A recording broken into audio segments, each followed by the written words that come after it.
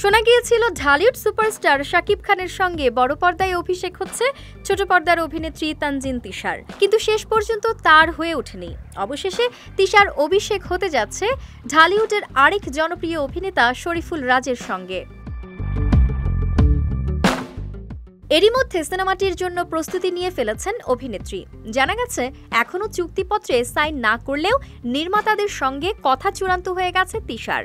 দ্রুত চুক্তি সই ও টিজারের শুটিংয়ের জন্য ঘর থেকে বের হতে হবে অভিনেত্রীকে। নাম ঠিক না হওয়া ছবিটি পরিচালনা করছেন নান্দনিক নির্মাতা সঞ্জয় সমাদ্দার।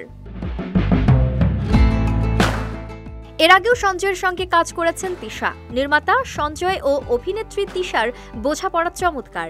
এই একটি দিক থেকে কিছুটা ঝুঁকিমুক্ত অভিনেত্রী, বাকিটা নির্ভর করছে গল্পের ওপর। জানা গেছে সিনেমার গল্পও লিখেছেন সঞ্জয় সমাদ্দার, সঙ্গে ছিলেন নাজিবুদ্দৌলা। যে কোনো সময় সিনেমার ঘোষণা দেবেন তারা। 2025 সালের ফেব্রুয়ারি মাসে শুরু হবে সিনেমাটির শুটিং। নতুন সিনেমা প্রসঙ্গে সঞ্জয় সমাদ্দার বলেন, এখনো কোনো চুক্তি হয়নি। প্রযোজক দেশের বাইরে, তিনি দেশে ফিরলে আনুষ্ঠানিকভাবে জানাতে পারব। সিনেমা সংশ্লিষ্ট একাধিক সূত্রে জানা গেছে এরই মধ্যে তিশা রাজের সঙ্গে চুক্তি হয়ে গেছে। শুটিংয়ের আগেই সিনেমার নাম ঘোষণার মাধ্যমে টিজার প্রকাশ করা হবে।